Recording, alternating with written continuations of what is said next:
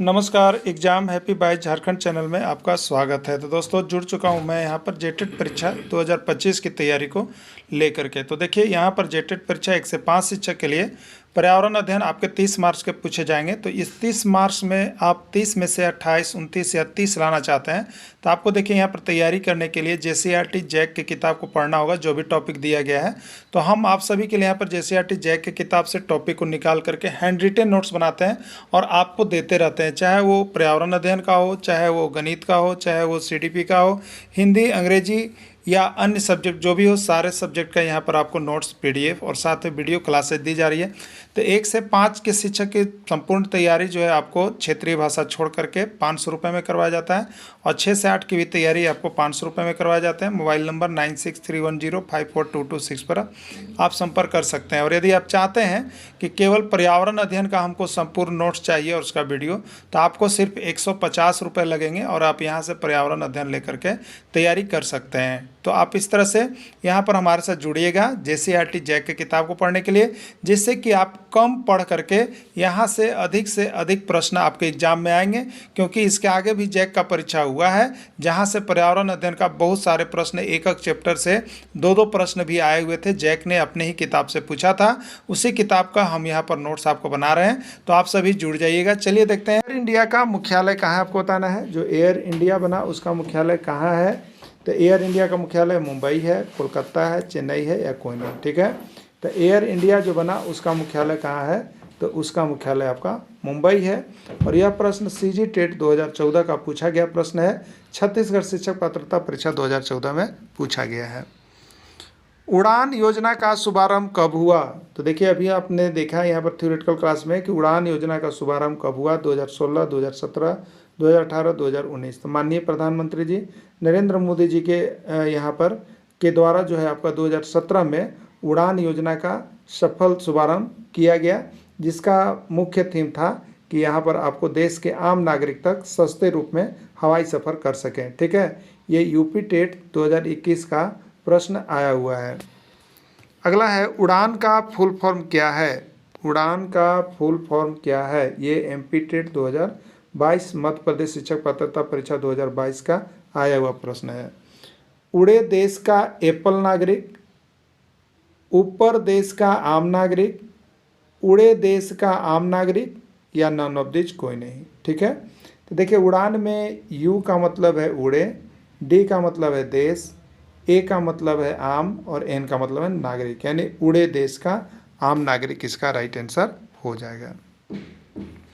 छत्रपति शिवाजी अंतर्राष्ट्रीय हवाई अड्डा कहाँ है? अभी आपको हमने बताया था एक ट्रिक, MDH को है, इतना लिख लीजिएगा।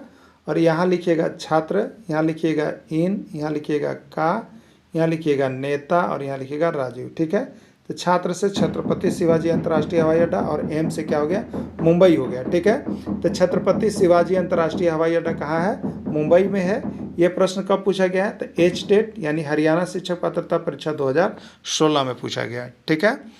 चलिए अब देखिएगा इंदिरा गांधी अंतर्राष्ट्रीय हवाई अड्डा कहाँ स्थित है? दिल्ली, मुंबई, चेन्नई, कोलकाता, ठीक है। हम लोग उसी से चलेंगे। MDH को है, इसके बाद छात्र, इसके बाद इन। तो छात्र से छत्रपति शिवाजी अंतर्राष्ट्रीय हवाई अड्डा मुंबई और इन से हो गया इंदिरा गांधी अंतर्राष्ट्रीय हवाई अड्डा। तो किसके सामने D का मतलब दिल्ली, तो राइट आंसर इसका दिल्ली हो जाएगा, ठीक है। नेताजी सुभाष चंद्र बोस अंतर्राष्ट्रीय हवाई अड्डा कहाँ स्थित है? तो चलिए देखते हैं। MDH को है, इतना लिख लेना है। इसके सामने छात्र, इसके सामने इन, इसके सामने के, यहाँ पर नेता और यहाँ पे राजीव, ठीक है। तो आपसे क्या पूछा? नेताजी, ये चौथा में नेता, नेता से नेताजी सुभाष चंद्र बोस अंतर्राष्ट्रीय हवाई अड्डा। और ये को के सामने है, तो को किसका है? कोलकाता का है, यानी नेताजी सुभाष चंद्र बोस अंतर्राष्ट्रीय हवाई अड्डा कहाँ हो जाएगा? कोलकाता हो जाएगा। बस इसको याद रखिएगा, यहाँ से एक प्रश्न छप रहा है, ठीक है। राजीव गांधी अंतर्राष्ट्रीय हवाई अड्डा कहाँ स्थित है? देखिए अभी आपको बताएं तो कैसे पढ़ना, MDH को है, यही है ना। अब यहाँ लिखिएगा छात्र, यहाँ लिखिएगा इन, यहाँ लिखिएगा का, यहाँ लिखिएगा नेता और यहाँ लिखिएगा राजीव। तो राजीव से राजीव गांधी अंतर्राष्ट्रीय हवाई अड्डा, और ये है की जगह पर रहता है, मतलब हैदराबाद, है मतलब हैदराबाद। तो राजीव गांधी अंतर्राष्ट्रीय एयरपोर्ट कहाँ स्थित है? हैदराबाद में स्थित है। राइट आंसर इसका सी होगा। और यह एमपी टेट मध्य प्रदेश शिक्षक पात्रता परीक्षा 2016 का ये पूछा गया प्रश्न है। ठीक है, ये मध्य प्रदेश शिक्षक पात्रता परीक्षा 2016 का पूछा गया प्रश्न है। अगला प्रश्न है, बिरसा मुंडा हवाई अड्डा कहाँ स्थित है? दिल्ली, मुंबई, रांची या पटना? ये उत्तराखंड टेट 2018 का प्रश्न है। ठीक है, तो बिरसा मुंडा हवाई अड्डा कहाँ स्थित है आपको बताना है। तो ये बिरसा मुंडा हवाई अड्डा जो है ये आपका झारखंड में रांची में स्थित है। ठीक है, और लंबी समयावधि के लिए बनाया जाता है क्या कहते हैं? जो घर लंबी समयावधि के लिए बनाया जाता है क्या कहते हैं? अस्थायी आवास, अस्थायी आवास, दोनों या कोई नहीं? ये यूपी टेट 2018 का प्रश्न है। हमने आपको बताया था कि अभी तक अगर भारत देश में सबसे अधिक परीक्षा हुआ है तो वो उत्तर प्रदेश शिक्षक पात्रता परीक्षा हुआ है। ठीक है, तो ये जो घर लंबी समयावधि के लिए बनाया जाता है उसको हम लोग अस्थायी आवास की श्रेणी में डालते हैं। ठीक है, जैसे आप पक्का का घर बनाते हैं 50, 60, 70 वर्षों तक रहने के लिए, तो वो आपका अस्थायी आवास होता है और आप वहीं पर आकर के रहते हैं। ठीक है, अब है अस्थायी आवास है। इसमें कौन अस्थायी आवास है आपको बताना है। सीजी टेट 2014 यानी छत्तीसगढ़ शिक्षक पात्रता परीक्षा 2014 का प्रश्न है। तंबू, झोपड़ी, इग्लू या सभी? ठीक है, तो तंबू या कैंप लगाकर जो लोग रहते हैं वो अस्थायी रहते हैं। झोपड़ी भी जो लोग बना कर रहते हैं वो अस्थायी रहते हैं। और इग्लू भी बर्फ वगैरह अस्थायी है, इसलिए राइट आंसर इसका डी यानी सभी हो जाएगा। ठीक है, चलिए अगला देखिएगा। पक्का घर किस प्रकार के आवास का उदाहरण है? पक्का घर जो है किस प्रकार के आवास का उदाहरण है? अस्थायी आवास, मानव निर्मित आवास, कृत्रिम आवास, सभी। यूपी टेट 2014 में है। ठीक है, तो पक्का घर अस्थायी आवास है, ये आप सभी को जानते हैं, सही है। अब पक्का घर मानव निर्मित आवास है, ये भी पॉइंट सही है। मानव के द्वारा बनाया गया इसलिए मानव निर्मित आवास है। और ये मानव निर्मित आवास को हम लोग कृत्रिम आवास भी कहते हैं, ये भी बिल्कुल सही है। नहीं, राइट आंसर का डी होगा, सभी आंसर हो जाएगा। ठीक है, अगला है, घर हमें प्रदान करता है। ये पंजाब टेट 2017 का प्रश्न है। ठीक है, घर हमें आश्रय देता है, घर हमें सभी मौसम से बचाता है, घर हमें सुरक्षा प्रदान करता है, डी यानी इसके सभी। ठीक है, तो घर हमें क्या करता है? घर हमें आश्रय देता है, घर हमें मौसम से ही बचाता है, घर हमें सुरक्षा भी प्रदान करता है, यानी राइट आंसर का डी होगा।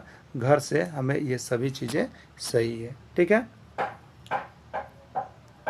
ध्रुवीय क्षेत्र, ठंडे प्रदेश के क्षेत्र जहाँ भूमि हमेशा बर्फ से ढकी रहती है वहाँ घर बनाए जाते हैं।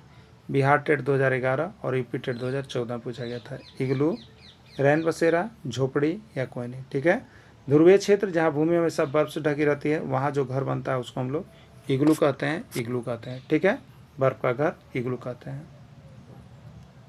अगला है, बर्फ से बने घर को कहा जाता है। बर्फ से बने घर को कहा जाता है। ये सीजी टेट 2019 में, छत्तीसगढ़ शिक्षक पात्रता परीक्षा 2019 और यूपी टेट यानी उत्तर प्रदेश शिक्षक पात्रता परीक्षा 2016 में आया। तो बर्फ से बने घर को क्या कहता है आपको बताना है। रैन बसेरा, मिट्टी का घर, पक्का का घर या इग्लू? तो बर्फ से बने घर को हम लोग क्या कहते हैं? इग्लू कहते हैं। क्लियर, इग्लू कहते हैं। इग्लू का आकार कैसा होता है? इग्लू का आकार कैसा होता है? ये हरियाणा टेट 2019 से पूछ दिया था। एच टेट यानी हरियाणा टेट 2019। छत के घर के आकार के जैसा, गुंबद के आकार के जैसा, झोपड़ी के जैसा या कोई नहीं? तो इग्लू जो घर बनता है वो कैसा बनता है? गुंबद के आकार के जैसा बनता है। ठीक है, गुंबद के आकार के जैसा बनता है। अगला है, इग्लू क्या है? इग्लू क्या है? आया कहाँ? मध्य प्रदेश शिक्षक पात्रता परीक्षा 2018, एमपी टेट 2018 में। सीमेंट और कंक्रीट से बना पक्का घर, मिट्टी से बना कच्चा घर, बर्फ से बना घर या सभी? ठीक है, तो इग्लू क्या है? तो बर्फ से बना घर है, उसी को इग्लू कहते हैं। तो राइट आंसर इसका सी होगा। ठीक है, राइट आंसर इसका सी होगा। अगला प्रश्न है, इग्लू वाले घर में फर्श पर क्या बिछाए जाते हैं? इग्लू वाले घर में फर्श पर क्या बिछाए जाते हैं? उत्तर प्रदेश शिक्षक पात्रता परीक्षा 2021 और एमपी टेट 2017 में पूछा गया है। ठीक है, तो इग्लू वाले घर में फर्श पर क्या बिछाया जाता है? मिट्टी, ईंटा, जानवरों की खाल एवं फर, सभी। ठीक है, तो इग्लू वाले घर में फर्श पर जो है जानवरों के खाल एवं फर बिछाए जाते हैं। क्यों बिछाए जाते हैं? क्योंकि वे गर्मी प्रदान करते हैं। ठीक है, तो देखिए कितना इंपॉर्टेंट है। यूपी टेट 2021, एमपी टेट 2017 में पूछा गया है। नेक्स्ट प्रश्न है, विश्व जल दिवस मनाया जाता है। 22 मार्च, 22 अप्रैल, 22 मई, 22 जून। कहाँ आया है? UP TET 2013, MP TET 2015, CG TET 2018। यानी बहुत इंपॉर्टेंट प्रश्न हो सके आपके भी एग्जाम में आ जाए। ठीक है, तो देखिए यहाँ पर इसको इस तरह से याद कर लीजिएगा। देखिए, एक विश्व जल दिवस पूछता है और इसी में एक आता है विश्व पृथ्वी दिवस। दोनों को समझिएगा, बहुत अच्छा है। देख लीजिएगा यहाँ पे, जैसे इस तरह से मान लीजिए कि हमारा पृथ्वी है और इसके ऊपर जल है, इसके ऊपर जल है, ये जल का भाग है। ठीक है, तो ऊपर जल है और ये नीचे पृथ्वी है। ठीक है, तो ये जो हो गया आपका 22 मार्च हो गया, ऊपर 22 मार्च ये जल दिवस हो गया, और ये जो पृथ्वी का भाग है ये हो गया 22 अप्रैल। 22 अप्रैल, तो 22 मार्च को जल दिवस और 22 अप्रैल को पृथ्वी दिवस मनाया जाता है। इस तरह से आप इसको याद कर सकते हैं। इसका राइट आंसर हो जाएगा 22 मार्च, ये हो जाएगा। अगला प्रश्न है, अंतरिक्ष से देखने पर पृथ्वी किस रंग की दिखलाई पड़ती है? बहुत बार बिहार टेट 2021 में और सीजी टेट 2019 में और भी सारे एग्जाम में आए हुए हैं। काला रंग का, नीला रंग का, पीला रंग का, या कोई नहीं। ठीक है, तो अंतरिक्ष से देखने पर पृथ्वी किस रंग की दिखलाई पड़ती है? देखिए, यहाँ पर दो तरह से प्रश्न आता है। ठीक है, अंतरिक्ष से देखने पर पृथ्वी किस रंग की दिखलाई पड़ती है, और अंतरिक्ष यात्री को पृथ्वी से अंतरिक्ष देखने पर किस रंग की दिखाई पड़ती है। ठीक है, तो देखिए यहाँ पर क्या है कि अंतरिक्ष से देखने पर, ऊपर से नीचे की ओर देखने पर, ठीक है, तो अंतरिक्ष से देखने पर पृथ्वी नीचे, तो नीचे की ओर देखने पर तो पृथ्वी का 2/3 भाग क्या किया हुआ है? ये जल से घिरा हुआ है, जल से घिरा हुआ है। ठीक है, तो अंतरिक्ष से देखिएगा और पृथ्वी के नीचे की ओर, तो यह नीला दिखाई देगा। कैसा दिखाई देगा? नीला। लेकिन अंतरिक्ष से ऊपर की ओर देखिएगा, यहाँ पर ऊपर की ओर, ठीक है, यानी आकाश की ओर, आकाश की ओर, तो ये कैसा दिखाई पड़ेगा? काला। तो एक नीला होता है, एक काला, यानी ऊपर से नीचे देखने पर नीला और नीचे से ऊपर देखने पर काला, याद रखिएगा। ठीक है, तो अंतरिक्ष से देखने पर पृथ्वी किस रंग की दिखाई पड़ेगी? नीला रंग की दिखाई पड़ेगी। नीला रंग क्यों दिखाई पड़ता है? क्योंकि यहाँ पर जल की उपलब्धता है, जल की उपलब्धता के कारण पृथ्वी जो है नीला दिखलाई पड़ती है अंतरिक्ष से देखने पर। ठीक है, और अंतरिक्ष यात्री को, देखिए अगला प्रश्न आई, वही चीज़ यहाँ बनाया हुआ है कि अंतरिक्ष यात्री को अंतरिक्ष, यानी यहाँ पर कह लीजिए आकाश, कभी कभी आकाश से पूछता है, आकाश किस रंग का दिखलाई पड़ता है? काला रंग, नीला रंग, पीला रंग, कोई नहीं। अभी आप अंतरिक्ष यात्री कहाँ देख रहे थे? पृथ्वी पर, तो कैसा दिखाई दे रहा था? जल होने के कारण नीला। अब कहाँ दिखाई दे, अब अंतरिक्ष यात्री कहाँ दे रहे? ऊपर आकाश की ओर, तो कैसा दिखाई देगा? काला। राइट आंसर ये हो जाएगा। ठीक है, कितना प्रतिशत भाग जल समुद्र में पाया जाता है? 97, 85, 86, 99। ठीक है, जल का सर्वाधिक भाग जो है वो कहाँ चला जाता है? समुद्र या महासागरों में चला जाता है, वहीं पे जाके लास्ट हो जाता है। ठीक है, तो समुद्र या महासागर में जो जल चला जाता है वो कितना होता है? तो वो होता है, देखिए 97%, यानी 97% भाग जल जो है वो समुद्र या महासागरों में पाया जाता है। राइट आंसर होगा 97%। बर्फ़ से पिघलने वाले जल की मात्रा कितनी है? बर्फ़ से पिघलने वाले जल की मात्रा कितनी है? 2%, 3%, 4% या सभी? ठीक है, देखिए यहाँ पर जो जल हमको पृथ्वी पर मिलता है अधिकांश 97% भाग तो समुद्र में चला गया। अब जो बचा हमारे पास 3% भाग, यही 3% भाग जो है वो स्वच्छ जल है या पीने योग्य जल है। ठीक है, तो इसमें से स्वच्छ जल वो कहाँ से मिलता है? तो वो आपको भूमिगत से, बर्फ़ से, आकाश से, और यहाँ पर बर्फ़ से, आकाश से मिलता है। ठीक है, पिघल करके। तो बर्फ़ से पिघलने वाला जल कितना होता है? तो देखिए ये होता है 2%। ठीक है, बर्फ़ से 2% है। स्वच्छ जल या पीने योग्य जल कितना प्रतिशत होता है? स्वच्छ जल या पीने योग्य जल कितना प्रतिशत भाग पृथ्वी पर उपस्थित है? 0.01%, 1.08%, 2.08% और 4%। ये झारखंड टेट 2013 का प्रश्न है, छत्तीसगढ़ टेट 2018 का प्रश्न है और बिहार टेट 2011 का प्रश्न है। ठीक है, बहुत इंपॉर्टेंट प्रश्न है। तो देखिए पृथ्वी पर स्वच्छ जल या पीने योग्य जल का जब भी प्रतिशत आपको देता है तो याद रखिएगा 2.5 से लेकर के 3 के बीच में होगा। ठीक है, इतना के बीच में ही देता है। क्लियर? तो इतना के बीच में कोई एक ऑप्शन होगा जिसको आप टिकिंग कर सकते हैं। 2.6 हो सकता है, 2.7 हो सकता है, 2.8 हो सकता है। तो 2.8 यहाँ पर दिया हुआ है, इसलिए 2.8 हम यहाँ पर टिकिंग कर रहे हैं। ठीक है, इस तरह का प्रश्न बहुत इंपॉर्टेंट है। अगला प्रश्न है, अंतरिक्ष यात्री को आकाश किस रंग का दिखलाई पड़ता है? अंतरिक्ष यात्री को आकाश किस रंग का दिखलाई पड़ता है? नीला, काला, पीला, सभी। CG TET, UP TET, MP TET, बहुत इंपॉर्टेंट प्रश्न। अंतरिक्ष यात्री को आकाश किस रंग का दिखलाई पड़ता है?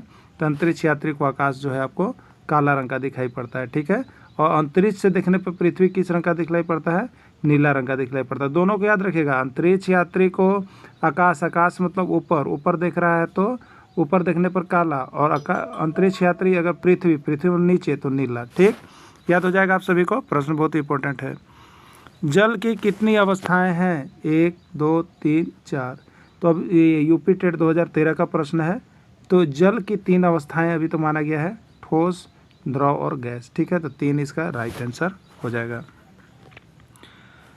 पृथ्वी पर जल का मुख्य स्रोत है, हमारी जो पृथ्वी है उस पर जल का मुख्य स्रोत क्या चीज़ है? वर्षा का जल, सतही जल, भूमिगत जल या कोई नहीं। ठीक है, तो पृथ्वी पर जल, ये उत्तराखंड टेट 2017 का प्रश्न है। ठीक, तो पृथ्वी पर जो जल आता है उसका मुख्य स्रोत कहिएगा, तो वर्षा का जल जो है वही जल का मुख्य स्रोत है जिस पृथ्वी पर बनाती है। राइट आंसर ये हो जाएगा। वर्षा के जल में धूलकण, सल्फर तथा नाइट्रोजन के ऑक्साइड आदि घुले रहते हैं। इस प्रकार के वर्षा को क्या कहते हैं? क्षारीय वर्षा, अम्लीय वर्षा, लवणीय वर्षा या कोई नहीं। ठीक है, देखिए वर्षा के जल में जब SO2, sulphur dioxide, nitrogen, N2O, NO2 और ये सब उसका ऑक्साइड घुले हुए रहेंगे, तो ये जल के साथ मिलकर के क्या बना देंगे? H2SO4, सल्फ्यूरिक अम्ल, नाइट्रिक ऑक्साइड का नाइट्रिक अम्ल, HNO3 बना देंगे। तो ये अम्ल बन गया, इसलिए ये अम्लीय वर्षा हो जाएगा। जब अम्ल बनेगा ये जल के साथ घुल करके, तो वहाँ पर क्या होगा? अम्लीय वर्षा। यानी वैसे शहर जहाँ पर सल्फर डाइऑक्साइड अधिक है, नाइट्रोजन के ऑक्साइड अधिक है, और वहाँ पर वर्षा उस समय हो जाए, तो वर्षा का जल जब इससे मिलेगा तो बना देगा अम्ल, और अम्ल बना देगा तो उस क्षेत्र पर वर्षा कौन सी हो जाएगी? अम्लीय वर्षा हो जाएगी। तो यहाँ पर राइट आंसर हो जाएगा अम्लीय वर्षा।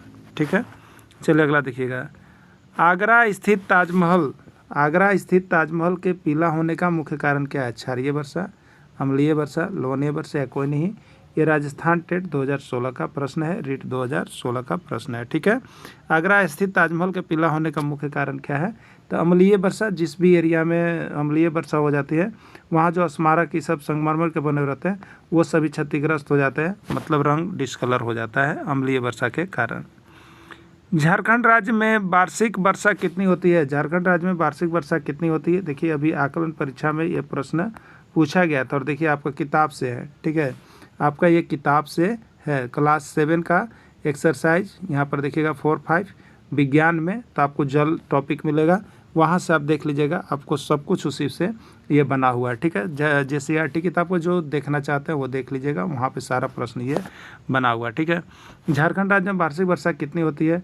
तो देखिए 1400 से 1500 मिलीमीटर। अगर मिलीमीटर में देखिएगा तो मिलीमीटर 1400 से 1500, और सेंटीमीटर में देखिएगा तो 1 मिलीमीटर में 1/10 सेंटीमीटर, यानी 140 सेंटीमीटर, यानी 140 सेंटीमीटर वर्षा होती है। ठीक है, भौम जल के स्तर में कमी आने का मुख्य कारण क्या है? भौम जल के स्तर में कमी आने का, भौम जल मतलब पृथ्वी के अंदर का जो जल होता है, जल का सतह, उसका लेयर नीचे भागते जा रहा है। तो लेयर नीचे भागने का मुख्य कारण क्या है?